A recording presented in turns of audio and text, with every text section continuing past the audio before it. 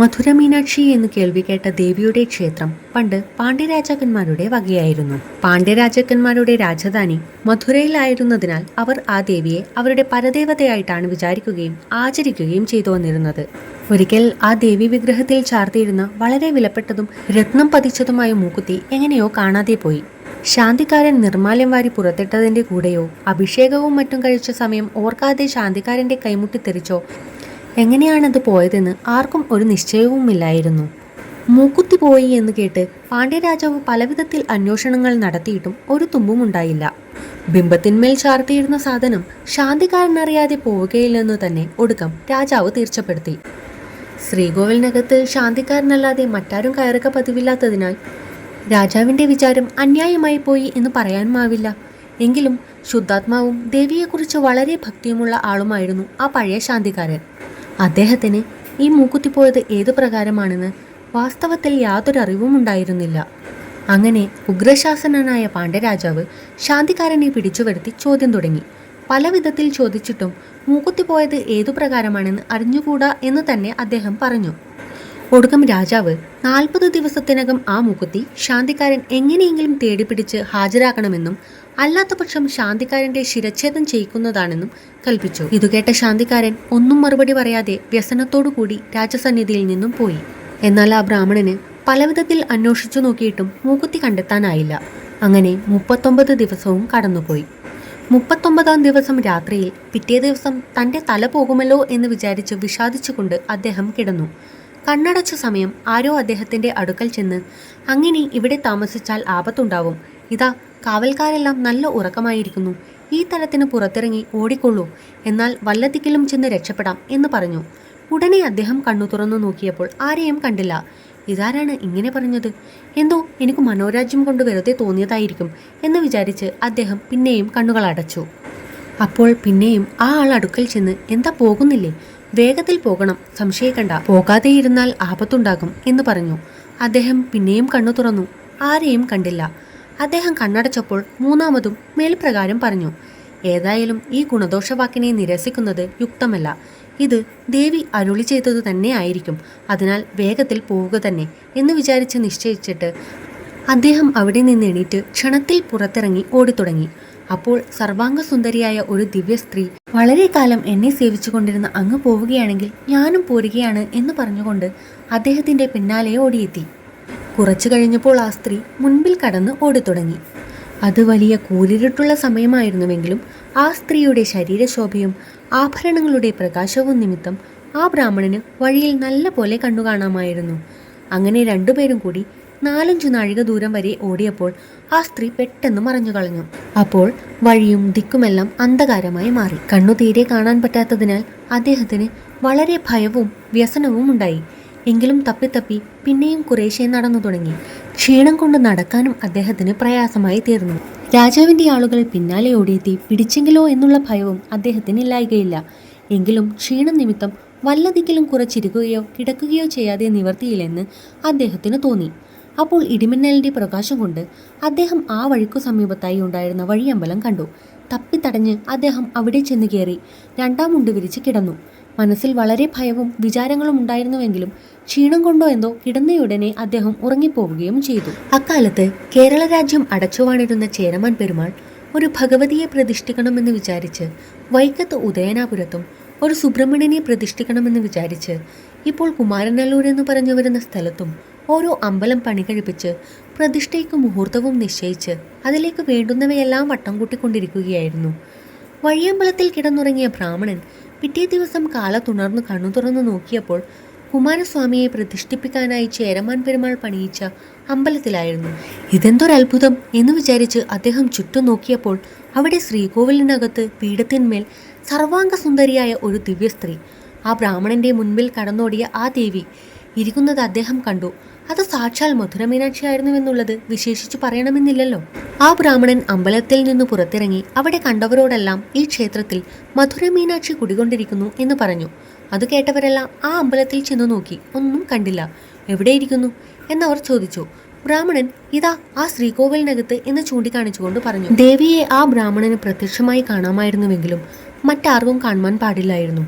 അതിനാൽ ആ ജനങ്ങൾ ഇദ്ദേഹം ഒരു ഭ്രാന്തനാണ്, അസംബന്ധം പറയുകയാണ് എന്നും മറ്റും പറഞ്ഞ് പരിഹസിച്ചു. അങ്ങനെ ഈ കാര്യം ചേരമാൻ പെരുമാളിന്റെ കാതിലും എത്തി. എന്നാൽ അദ്ദേഹത്തിനും ദേവിയെ കാണാൻ സാധിക്കുന്നുണ്ടായില്ല. ചേരമാൻ പെരുമാളും ഇവിടെ ആരെയും കാണുന്നില്ലല്ലോ എന്ന് ബ്രാഹ്മണനോട് പറഞ്ഞു. ബ്രാഹ്മണൻ എന്നാൽ എന്നെ തൊട്ടും കൊണ്ട് നോക്കൂ എന്ന് പറഞ്ഞു. ചേരമാൻ പെരുമാൾ ആ ബ്രാഹ്മണനെ തൊട്ടും കൊണ്ട് നോക്കിയപ്പോൾ ദേവി ശ്രീകോവിലിനകത്ത് പീഠത്തിന്മേൽ ഇരിക്കുന്നത് പ്രത്യക്ഷമായി കണ്ടു. പിന്നെ പെരുമാൾ ഇങ്ങനെ വരുവാനുള്ള കാരണം എന്താണെന്ന് ആ ബ്രാഹ്മണനോട് ചോദിക്കുകയും ഉണ്ടായ സംഗതികളെല്ലാം ആ ബ്രാഹ്മണൻ വിസ്തരിച്ചു പറഞ്ഞ് ചേരമാൻ പെരുമാളെ ഗ്രഹിപ്പിക്കുകയും ചെയ്തു. സംഗതികളെല്ലാം കേട്ടപ്പോൾ ചേരമാൻ പെരുമാൾക്ക് വിശ്വാസവും വിസ്മയവും ഉണ്ടായെങ്കിലും സ്വല്പം കോപവും ഇച്ഛാഭംഗവും കൂടി ഉണ്ടാകാതെ ഇരുന്നില്ല. ഞാൻ സുബ്രഹ്മണ്യ സ്വാമിയെ പ്രതിഷ്ഠിക്കാനായി ഉണ്ടാക്കിച്ച സ്ഥലത്ത് അതിനിടയാകാതെ ഇരിക്കത്തക്കവണ്ണം മുൻകൂട്ടി കടന്നു വന്നിരുന്നു കളഞ്ഞ ദേവിക്ക് ഞാൻ യാതൊന്നും കൊടുക്കുകയില്ല എന്ന് ചേരമാൻ പെരുമാൾ പറഞ്ഞു. ദേവി വേണ്ടതൊക്കെ സ്വയമേവ ഉണ്ടാക്കിക്കൊള്ളട്ടെ. ഞാൻ വിചാരിച്ച മുഹൂർത്തത്തിൽ തന്നെ സുബ്രഹ്മണ്യ സ്വാമിയെ പ്രതിഷ്ഠിക്കും. അത് ദേവിയെ പ്രതിഷ്ഠിക്കാമെന്ന് വിചാരിച്ച സ്ഥലത്താക്കി കളയാം. ഇതാ ഞാൻ ഇപ്പോൾ തന്നെ വൈക്കത്തിന് യാത്രയാകുകയാണ്.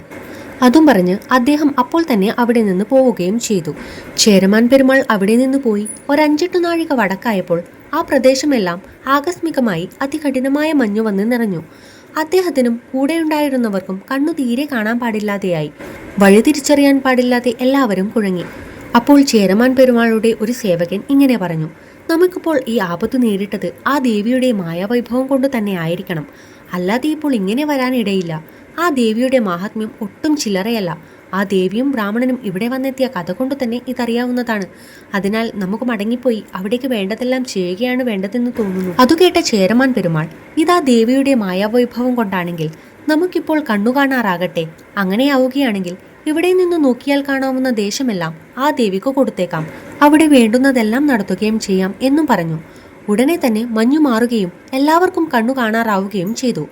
ഉടനെ ചേരമാൻ പെരുമാൾ ആ ദേശമെല്ലാം ആ ദേവിക്ക് വിട്ടുകൊടുത്തിരിക്കുന്നതായി പറയുകയും തിരിച്ചു പോരുകയും ചെയ്തു. മഞ്ഞു നിറഞ്ഞ ആ പ്രദേശത്തിന് മഞ്ഞൂര് എന്ന നാമം സിദ്ധിച്ചു.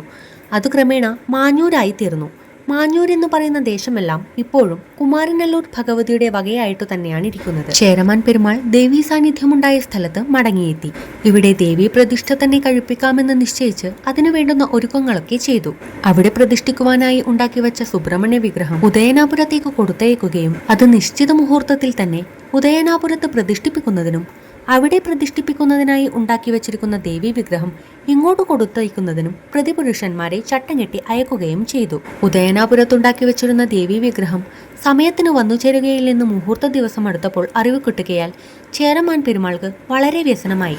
വേറെ ഒരു വിഗ്രഹം പണിയിക്കുന്നതിന് മാത്രം ദിവസവുമില്ല. ഈ മുഹൂർത്തത്തിന് പ്രതിഷ്ഠ കഴിപ്പിക്കാഞ്ഞാൽ വളരെ മുതൽ നഷ്ടവും കുറച്ചിലും ഉണ്ടാകുമെന്ന് തന്നെയല്ല, ഇത്ര നല്ലതായ ഒരു ശുഭമുഹൂർത്തം പിന്നെ ഉണ്ടാകാനും അത്ര എളുപ്പമല്ല. ആകെപ്പാടെ വിചാരിച്ചിട്ട് ചേരമാൻ പെരുമാൾ ഏറ്റവും വിഷണ്ണനായി തീർന്നു. അന്നു രാത്രിയിൽ കിടന്നുറങ്ങിയ സമയം ചേരമാൻ പെരുമാൾ ഒരു സ്വപ്നം കണ്ടു. ഒട്ടും വ്യസനിക്കേണ്ട, ഇവിടെ നിന്ന് 2 നാഴിക വടക്ക് കിഴക്കായിട്ടുള്ള മലയിൽ ഒരു കിണറ്റിൽ എൻ്റെ ഒരു ബിംബം കിടക്കുന്നുണ്ട്. അതെടുത്തു കൊണ്ടുവന്ന് പ്രതിഷ്ഠ കഴിപ്പിച്ചാൽ മതി എന്നാരോ തൻ്റെ അടുക്കൽ വന്ന് പറഞ്ഞതായിട്ടായിരുന്നു ആ സ്വപ്നം. പിറ്റേ ദിവസം രാവിലെ ഇത് വാസ്തവമാണോ എന്നറിയണമെന്ന് നിശ്ചയിച്ച് ചേരമാൻ പെരുമാൾ വളരെ ആളുകളോടുകൂടി ആ മലയിലേക്ക് പോയി. അവിടെയെല്ലാം വലിയ കാടായിരുന്നു. ആ കാടെല്ലാം വെട്ടിത്തെളിച്ച് നോക്കിച്ചെന്നപ്പോൾ ഒരു കിണർ കണ്ടു. ആ കിണറ്റിൽ ആളെ ഇറക്കി നോക്കിയപ്പോൾ യാതൊരു കേടുമില്ലാതെയും ഏറ്റവും വിശേഷപ്പെട്ടതും ലക്ഷണമൊത്തതുമായ ഒരു ബിംബം കണ്ടുകിട്ടുകയും ചേരമാൻ പെരുമാൾ അതെടുപ്പിച്ചു കൊണ്ടുവന്ന് നിശ്ചിത മുഹൂർത്തത്തിൽ തന്നെ യഥാവിധി പ്രതിഷ്ഠ കഴിപ്പിക്കുകയും കുമാരസ്വാമിയെ പ്രതിഷ്ഠിപ്പിക്കുന്നതിനായി പണി കഴിപ്പിച്ചിരുന്ന ആ ക്ഷേത്രത്തിന് മുൻ നിശ്ചയപ്രകാരം കുമാരനെല്ലൂർ എന്നുള്ള പേര് തന്നെ സ്ഥിരപ്പെടുത്തുകയും ചെയ്തു. പിന്നീട് ചേരമാൻ പെരുമാൾ മാഞ്ഞൂർ ദേശം വിട്ടുകൊടുത്തതിനു പുറമെ അവിടെ നിത്യനിദാനം, മാസവിശേഷം, ആട്ടവിശേഷം മുതലായവയ്ക്കെല്ലാം വേണ്ടുന്ന വസ്തുവകകൾ വെച്ചു കൊടുക്കുകയും പതിവുകൾ നിശ്ചയിക്കുകയും ചെയ്തതിനു ശേഷം ആ ദേവസ്വം ആ ദേശക്കാരായ ചില നമ്പൂതിരിമാർക്കായി വിട്ടുകൊടുക്കുകയും ചെയ്തു. അങ്ങനെ അതൊരു ഊരാൺമ ക്ഷേത്രമായി തീർന്നു. ചേരമാൻ പെരുമാൾ കുമാരനെല്ലൂർ ക്ഷേത്രത്തിൽ തുലാമാസത്തിൽ രോഹിണി മുതൽ വൃശ്ചിക മാസത്തിൽ രോഹിണി വരെ 28 ദിവസത്തെ ഉത്സവമാണ് നിശ്ചയിച്ചിരുന്നത്. ആ ക്ഷേത്രം ഊരാൺമക്കാരുടെ വകയായി തീർന്നിട്ടും വളരെ കാലം അങ്ങനെ തന്നെ നടന്നിരുന്നു. പിന്നീട് അത് കുറച്ച് വൃശ്ചിക മാസത്തിൽ കാർത്തിക 9ാം ഉത്സവമാകത്തക്കവണ്ണം 10 ദിവസത്തെ ഉത്സവം മതിയെന്നു നിശ്ചയിച്ചു. ഇപ്പോഴും അപ്രകാരം നടന്നുവരുന്നു. ദേവിയുടെ മാഹാത്മ്യവും ശക്തിയും കൊണ്ട് കാലക്രമേണ അവിടെ വസ്തുവകകൾ വളരെ വർദ്ധിച്ചു. സ്ത്രീനായകത്വം സർവത്ര ദോഷകരമാണെന്നാണല്ലോ പറഞ്ഞു വരുന്നത്. എന്നാൽ കുമാരനെല്ലൂര് അത് വളരെ ഗുണപ്രദമായിട്ടാണ് കണ്ടുവരുന്നത്. ആ ഭഗവതിയുടെ മാഹാത്മ്യങ്ങൾ പറഞ്ഞു തുടങ്ങിയാൽ വളരെയുണ്ട്. ഇപ്പോഴും ദേവീ സാന്നിധ്യം അവിടെ വിളങ്ങിക്കൊണ്ടു തന്നെ ഇരിക്കുന്നു. ദേവിയോടുകൂടി മധുരയിൽ നിന്ന് പോന്ന ബ്രാഹ്മണന്റെ വംശജന്മാർ ഇപ്പോഴും കുമാരനല്ലൂരുണ്ട്. അവരുടെ ഇല്ലപ്പേര് മധുര എന്നും അവിടെയുള്ളവരെ മധുര നമ്പൂതിരിമാർ എന്നുമാണ് പറഞ്ഞു വരുന്നത്. ഇതുപോലുള്ള കഥകൾ കേൾക്കാനായി ചാനൽ സബ്സ്ക്രൈബ് ചെയ്യൂ. അതുപോലെ തന്നെ ഈ കഥ ഇഷ്ടമായെങ്കിൽ ലൈക്ക് ചെയ്യാനും കമൻറ്റ് ചെയ്യാനും മറക്കരുത്.